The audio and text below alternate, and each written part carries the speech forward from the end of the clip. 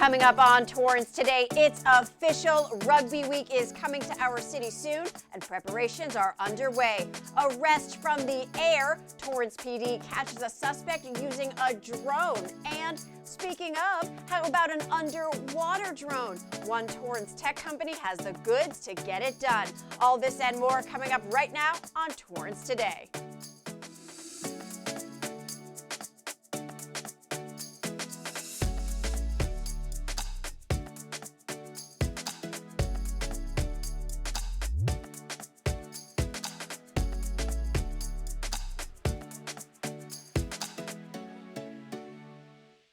Welcome to Torrance Today. I'm Leslie Robbins. It's 4 p.m. on Wednesday, February 8th. I hope you're having a great week so far. Thank you so much for joining us. Here is our first story.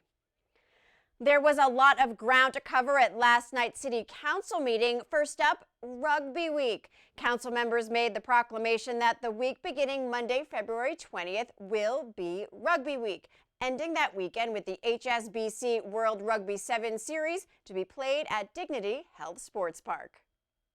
I want to thank you all so much for recognizing the significance of Torrance hosting 16 nations who are going to call our city home. These teams will work out and practice right here in our own backyard for the Rugby Sevens games. Also, as noted in the proclamation, is the Adopt a Country program, in which at least 4, maybe a couple more, of our schools will be participating. The students are going to learn firsthand about other nations and will be introduced to the game of rugby as well. They will also be encouraged to adopt rugby's core values of solidarity, discipline, respect, integrity, and passion. Yes, Rugby Week returns to our city this month in preparation for one of the sport's biggest events, marking the second time in 2 years that Torrance has hosted the athletes. Over 40 games will take place over the weekend. That's more than 8 hours of play on each day. In addition to the competition on the field, a fan festival will take place around the venue over the weekend with international music, food, culture, and entertainment. A proclamation was also read at last night's City Council meeting to make official the 50th anniversary of the relationship between Torrance and sister city Kashiwa, Japan, which will be celebrated this month. It is quite a milestone. There are not too many sister cities that make it up to 50 years, and we are very honored to be able to have you recognize and validate our accomplishments. We have many, many different activities planned for the weekend that they're here. The Kashiwa delegates will arrive next Thursday and will tour the city for 5 days.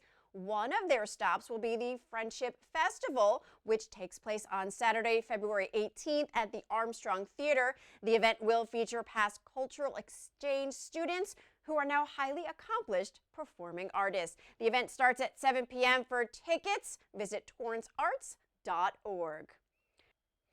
Council members also approved the budget for this year's Armed Forces Day Parade. So I can tell you that the Coast Guard is excited because they live in my building and they are all going to be here. And I'm actually going to have one of their Coast Guard pilots that's going to join. So they are very excited. They are very excited that we bought it back. So thank you to everyone who is making this happen. I just want to say thank you to all of the people who are involved in bringing this back. It's such a well-loved and respected event in our community, and I'm so excited to have it back as well. In addition, the Celebrations Committee asked council members to file committee meeting minutes. The Armed Forces Day Parade and celebration, of course, returns in May after a 3-year hiatus. It's when our city honors the men and women who serve our country. The celebration is set to take place on the weekend of May 19th to the 23rd, with the parade scheduled for Saturday, May 20th. In addition to the parade, the weekend's events will include free concerts, a military exhibit featuring aircraft, vehicles, and support equipment on display, a 5K run, plus a few surprises along the way. And Mayor George Chen ended the council meeting in memory of a longtime Torrance employee who passed away. I ask that we adjourn tonight's meeting in honor of former city employee Glenn Oliveras, who passed away in the week of January 23rd at the age of 68. He became a permanent employee with the Park Service Division of the Community Service Department on August 17, 1968. Glenn's work included serving on the project's crew, maintaining the Civic Center landscaping with special attention to the employee Rose Garden, and assisting with main events such as the Armed Forces Day Parade and the 4th of July celebrations. Our deepest sympathy is with Glenn's family, friends, and colleagues.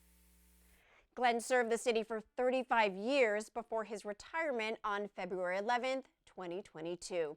You can watch a complete recap of last night's City Council meeting on air on City Cable and online, plus on the city's Facebook and YouTube platforms. A Torrance police drone helped capture a burglary suspect. Earlier this week, Torrance police arrested a man for allegedly trying to strip copper from the rooftop of a local business. Now, police credit their drone for spotting the man Sunday morning at about 8:20 a.m. at a building on Western Avenue. In the video, you can actually see the man escaping down a hatch before he was captured. The suspect was arrested on suspicion of commercial burglary. The Torrance Police Department was actually the first law enforcement agency in the nation to receive an FAA 107 airspace waiver, allowing it to operate drones in restricted airspace near airports. It launched its UAS program in 2016. More encouraging news coming from our police department. The TPD has joined the International Association of Chiefs of Police Building Trust campaign.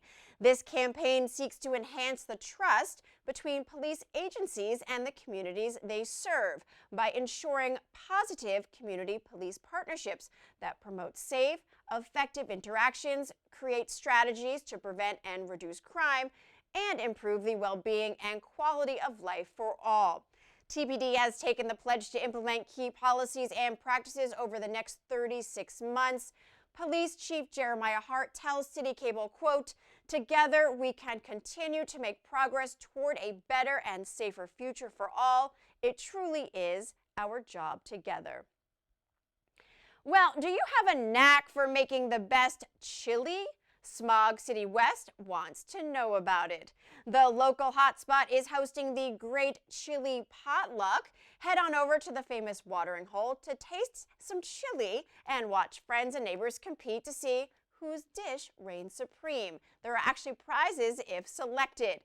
The contest takes place tomorrow, Thursday, February 9th from 6 to 9 p.m.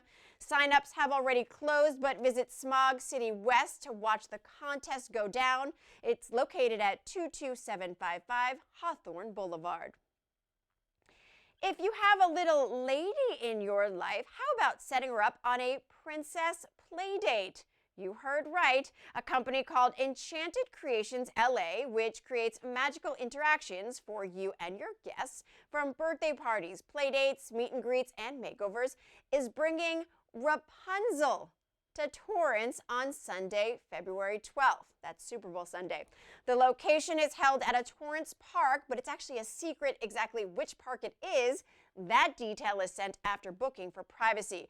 Rapunzel and her ladies in waiting will sing songs, play games, tell stories, have photo ops, and there will even be take-home pictures for the little royals.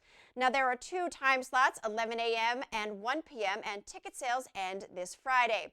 To book Rapunzel's playdate, visit enchantedcelebrationsla.com, click book, and the website will prompt you to finish the booking process easily. Well, still ahead, let's all sing Under the Sea from The Little Mermaid for Water Tech Wednesday. Exploring the ocean has never been cooler.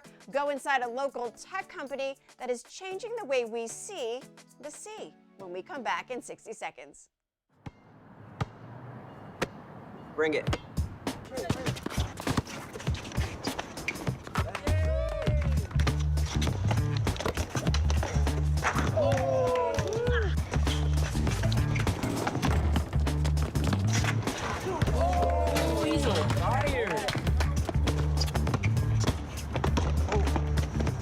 Time out, guys. I'm late to dinner. My mom's gonna kill me. Catch you guys later. Okay, Mom wants us home. Okay, bye guys. You guys need a ride? Sure. Yeah. All right, how about some one-on-one? I gotta go eat, man. Sorry, I'll see you later. That's it.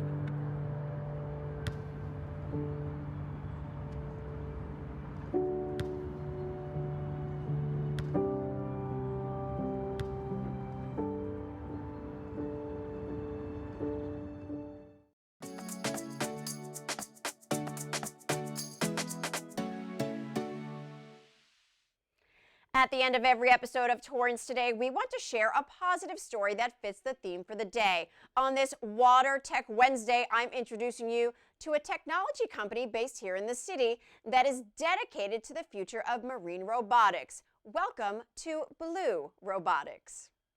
The Blue Robotics mission is to enable the field of marine robotics. And what marine robotics is putting technology in the water and letting you explore, understand, and take care of the oceans using technology. Just over 5 miles from the Pacific coast, nestled into the technology nook of Torrance, is a bright blue painted building, unmistakably the color of water. All 25,000 square feet of it houses Blue Robotics, a young and innovative company that works to build the future of marine robotics. And what they're building are some pretty cool toys. CEO Rustam Rusty Jahangir has been at the helm of this so-called toy factory since its start in 2014. The company builds cool things like the Blue ROV-2, which is like an underwater drone, which gives you an underwater camera. Pretty neat stuff, huh? Learn more about Blue Robotics on the latest episode of Common Sense.